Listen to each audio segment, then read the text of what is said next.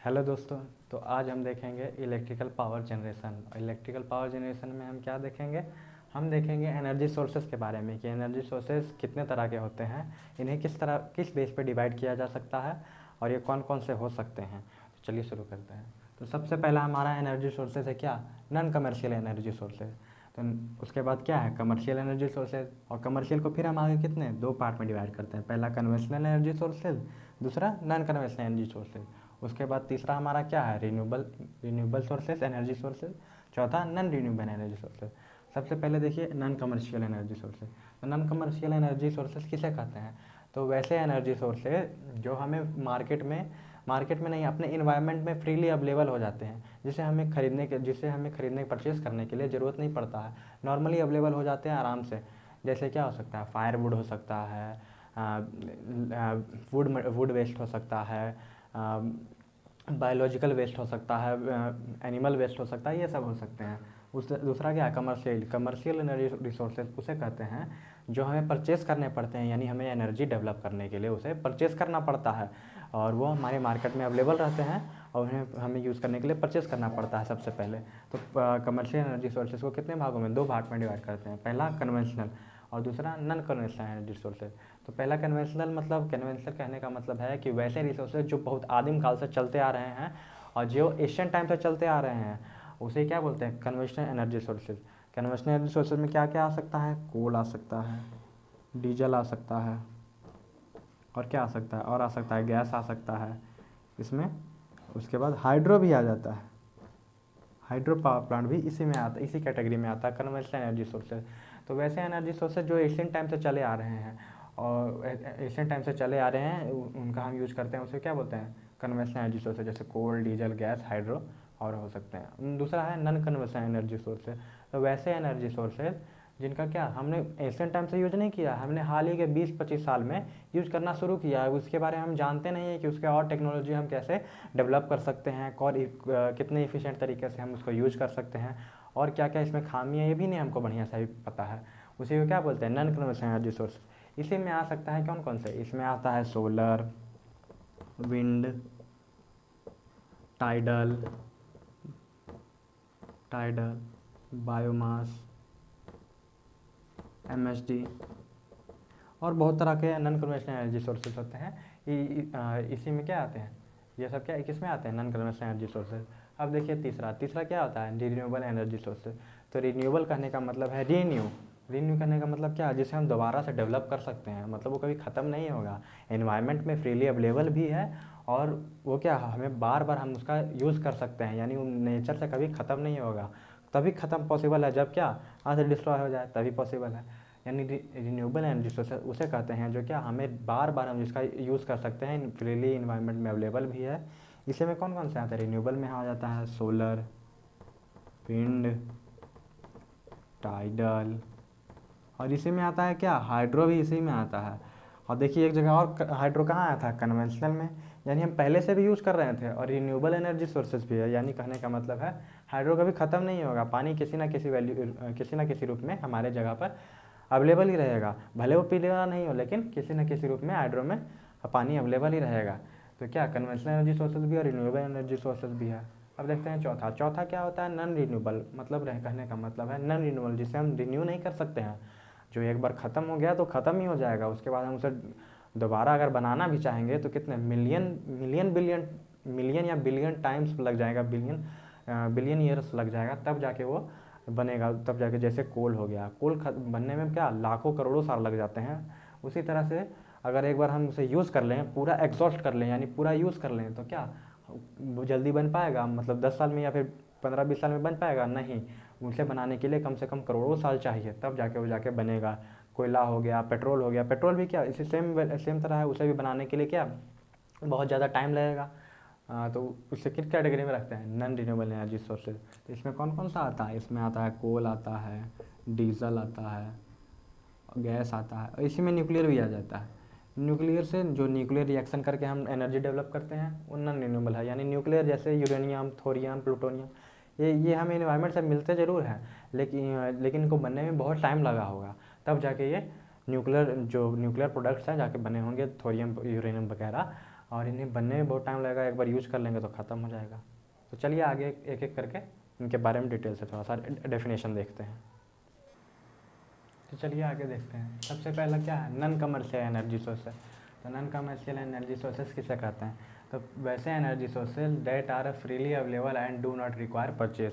यानी क्या, वैसे एनर्जी रिसोर्सेज का जो हमारे एनवायरनमेंट में फ्रीली अवेलेबल है, उसे हमें ख़रीदने के लिए कमर्शियल मार्केट नहीं जाना पड़ता है, वो हमारे एनवायरनमेंट में आराम से नॉर्मली फ्रीली अवेलेबल होते हैं, उसे हमें ख़रीदना नहीं पड़ता है। उसी को क्या बोलते हैं, non commercial energy sources. They are use for household not industrial level. ये क्या, ऐसे एनर्जी सोर्सेज का, नॉन कमर्शियल एनर्जी सोर्सेज का हम हाउस होल्ड में इस्तेमाल कर सकते हैं। मतलब एक पर्टिकुलर घर, एक पर्टिकुलर अपार्टमेंट, एक पर्टिकुलर इस तरह से, मतलब एक पर्टिकुलर छोटा सा जगह पे हम इस्तेमाल कर सकते हैं। इंडस्ट्रियल लेवल, बहुत बड़े लेवल पर नहीं कि जैसे इसका एग्जांपल होते हैं कौन कौन से, इसके एग्जांपल होते हैं, देखो फायरवुड होते हैं, ऑर्गेनिक वेस्ट होते हैं,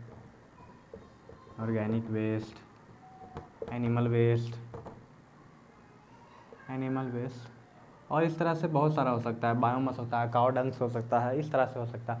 तो ये जो हमारे जो एग्जांपल्स हैं, इन्हीं के आधार पे इन्हीं के बेस पे आप देख सकते हैं कि हम बहुत ज़्यादा पे यूज़ नहीं कर सकते हैं। फायरवुड, हम किसी, अगर मान के चलिए एक पूरा शहर है, एक शहर को हमको चलाना है, इलेक्ट्रिसिटी चलाना है, तो हम फायरवुड यानी लकड़ी से तो आग नहीं जला पाएंगे।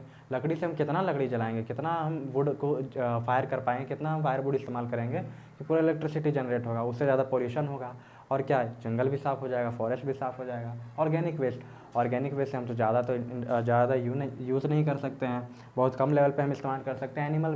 एनिमल्स वेस्ट से जैसे बायोगैस हो गया, बायोगैस का इस्तेमाल क्या, बहुत छोटे लेवल पे खाना वगैरह बनाने के लिए, या फिर एक दो बल्ब चार्ज करने के लिए इलेक्ट्रिसिटी जनरेट कर सकते हैं। बहुत ज़्यादा लेवल पे तो ये इस्तेमाल नहीं कर सकते हैं। उसके बाद देखिए commercial energy sources, the sources that are available in the market for a definite price are known as commercial energy. तो वैसे एनर्जी सोर्सेज जो क्या हमें मार्केट में मिलते तो हैं, लेकिन उसके लिए हमें क्या प्राइस लेना पड़ता है, ये फ्री नहीं मिल पाते हैं हमें, और ये क्या मार्केट में जाना पड़ता है और डिफिनेट प्राइस होता है, कुछ फिक्स प्राइस होता है, इससे हमको कम में भी नहीं मिलता है, इसका प्राइस फिक्स रहता है, कितने प्राइस में हमको मिलेगा तो मिलेगा।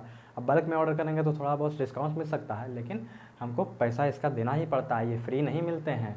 और क्या हो सकते हैं, they have non renewable energy sources except hydro. और ये कौन कौन से होते हैं, mainly non renewable energy sources होते हैं। जैसे कौन कौन से, जैसे कोल हो गया, डीजल हो गया, गैस हो गया, हाइड्रो हो गया, न्यूक्लियर हो गए। तो ये सब क्या, इसके लिए हमको क्या पर्टिकुलर परचेज़ करना पड़ता है, ऐसे फ्री नहीं मिल पाते हैं हमके, पर्टिकुलर परचेज़ करना पड़ता है। न्यूक्लियर हो गया, गैस हो गया, डीजल हो गया, को हाइड्रो परचेज़ नहीं करना पड़ता है, लेकिन उसको बनाने के लिए हमको बहुत कॉस्ट लगाना पड़ता है। एक डैम बनाना पड़ता है, पर्टिकुलर डैम बनाना पड़ता है, हाइट बनाना पड़ता है, ज़मीन खरीदना पड़ती है ताकि डैम बनाया जा सके, उसके आसपास को वाटर रिजर्वायर बनाना पड़ता है, लेकिन इसमें परचेज़ करना पड़ता है हमें कुछ ना कुछ रूप से। और न्यूक्लियर में तो सेम क्या, यूरेनियम को परचेज़ करना पड़ेगा, उसका लिए बनाने के लिए वहाँ का स्ट्रक्चर बनाना पड़ेगा, न्यूक्लियर रिएक्टर बनाना पड़ेगा। कोल, डीजल, गैस, ये सब क्या हो सकता है, कोल भी खरीदना पड़ता है, डीजल भी खरीदना पड़ता है, गैस भी खरीदना पड़ता है। हमको मार्केट में ये अवेलेबल हैं और इनको हमको मिल सकता है और हमको परचेज़ करके कमर्शियल लेवल, बहुत बड़े लेवल पर, जैसे पूरा सिटी के लिए, पूरा देश के लिए, एक पर्टिकुलर सिटी के लिए, गांव के लिए भी इस्तेमाल कर सकते हैं। न्यूक्लियर से क्या बहुत अमाउंट में एनर्जी निकलता है। हाइड्रो से उसका रेनी सीजन में पूरा पीक लोड पे इस्तेमाल कर सकते हैं, गैस के भी। और कोल का तो इस्तेमाल करते हैं 60 से 70% हम कोल का ही इस्तेमाल करते हैं इलेक्ट्रिसिटी जनरेट करने के लिए। तो क्या समझ में आ गया होगा आपको, नॉन कमर्शियल एनर्जी किसे कहते हैं और कमर्शियल एनर्जी सोर्सेज किसे कहते हैं। चलिए आगे देखते हैं। आगे देखें, कमर्शियल को हम कितने दो भागों में बांटते हैं। पहला क्या, कन्वेंशनल, दूसरा non conventional. Conventional energy sources किससे कहते हैं, the energy sources use for Asian time.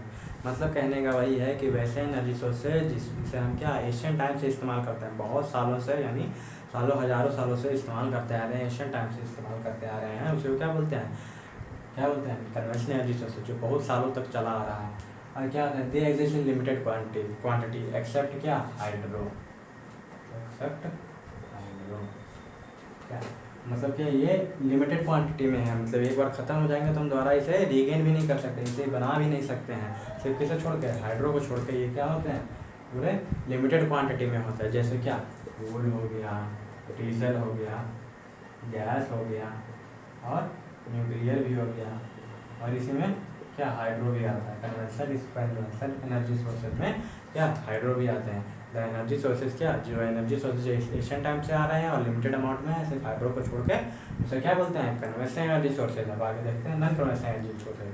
तो वैसे energy sources use for the energy sources use for recent few years, यानी वैसे एनर्जी सोर्सेज जिसे हम क्या रिसेंट कुछ सालों में 20-25 सालों में इस्तेमाल करना सीख रहे हैं। अभी हमें पूरा सीखे नहीं है, इसके बारे में पूरा जानते ही नहीं है, इसके मेरिट डिमेरिट भी बढ़िया से नहीं पता है हमको, टेक्नोलॉजी उस तरह से डेवलप नहीं हुई है कि इसे हम बहुत ज़्यादा इस्तेमाल कर सकते हैं कम कम कम कॉस्ट में कम कॉस्ट में। उसी को क्या बोलते हैं, नॉन कन्वेंशनल एनर्जी सोर्सेज। तो क्या they are available in huge amount, और ये क्या होते हैं ह्यूज अमाउंट में होते हैं, फ्री भी होते हैं। जैसे विंड क्या, विंड फ्री अवेलेबल रहता है, सोलर रेडिएशन फ्रीली अवेलेबल रहता है। उसी को क्या कहते हैं, नॉन कन्वेंशनल एनर्जी सोर्सेज। जैसे example solar, wind, tidal, MSD और ईटीसी, ये सब क्या होते हैं, नॉन कन्वेंशनल एनर्जी सोर्सेज। चलिए आगे देखते हैं, आगे क्या है, रिन्यूएबल एनर्जी सोर्सेज और non renewable energy sources. The energy is obtained from sources that are essentially inexhaustible. कहने का मतलब है इनएग्जॉस्टेबल मतलब कभी नहीं खत्म होते हैं। वैसे एनर्जी सोर्सेज जिसका जो क्या हमें मिलते हैं, मतलब हमें इसेंशियली इनएग्जॉस्टेबल होते हैं, यानी कभी ख़त्म नहीं होते हैं। इनका हम बार बार से यानी बार बार से इस्तेमाल कर सकते हैं, बहुत ज़्यादा बार इस्तेमाल कर सकते हैं, तब पर भी ये ख़त्म नहीं होंगे।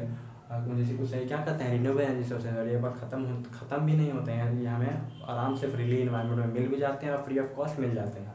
क्या होता है, they do not pollute environment, और इनका क्या, इनके जो है इससे हम एनर्जी जो प्रोड्यूस करते हैं उससे हमें क्या है, पॉल्यूशन भी नहीं मिलता है, इन्वायरमेंट को पॉल्यूट भी नहीं कर पा सकते हैं। ये कौन कौन से होते हैं, ये होते हैं solar, wind,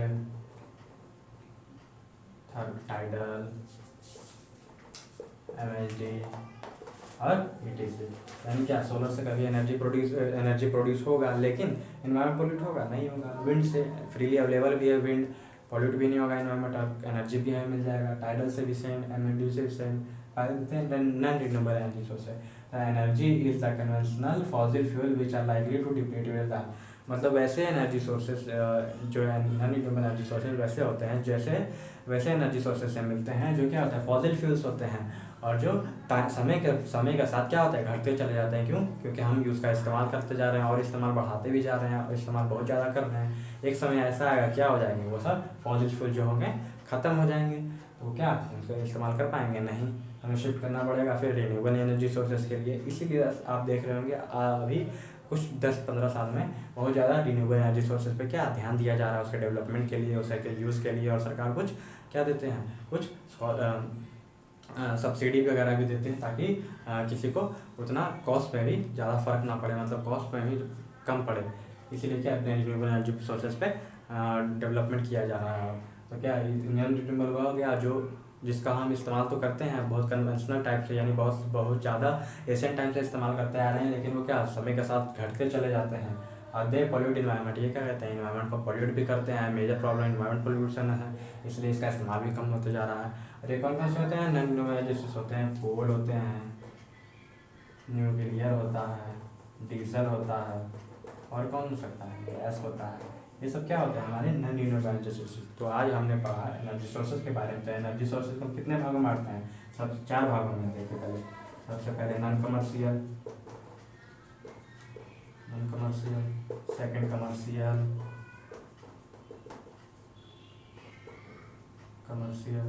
third renewable, fourth non renewable. और कमर्शियल को हम कितने भागों में, कन्वेंशनल टाइप में और दूसरा नॉन कन्वेंशनल टाइप में।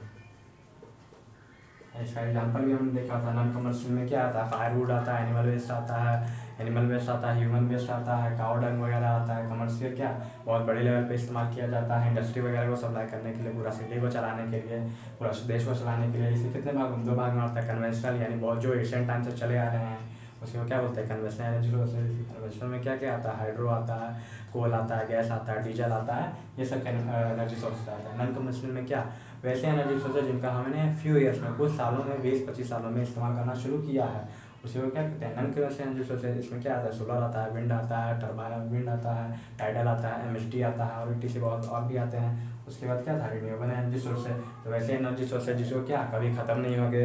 हाँ मतलब हम इसका इस्तेमाल बहुत समय तक इस्तेमाल कर सकते हैं, जब तक हम हैं तब तक इसका इस्तेमाल कर सकते हैं, कभी ख़त्म नहीं होने वाले हैं, हमें फ्री ऑफ कॉस्ट मिल जाते हैं और क्या इन्वायरमेंट को पोल्यूट भी नहीं करते हैं। उसे क्या बोलते हैं, renewable energy sources. Renewable energy sources में क्या आता है, सोलर आता है, विंड आता है, टाइडल आता है, एमएचडी आता है और बहुत तरह से रिन्यूएबल एनर्जी सोर्स होते हैं। नॉन रिन्यूएबल एनर्जी सोर्स है, वैसे एनर्जी सोर्सेज का जो है एशियन टाइम से इस्तेमाल तो करते आ रहे हैं, लेकिन समय के साथ क्या होता है उनका डिप्लीशन होते जा रहा है, यानी वो ख़त्म होते जा रहे हैं। उन्हें वो क्या बोलते हैं, non renewable energy sources. Non renewable ये क्या करते हैं, एनवायरमेंट को बहुत ज़्यादा पोल्यूट करते हैं।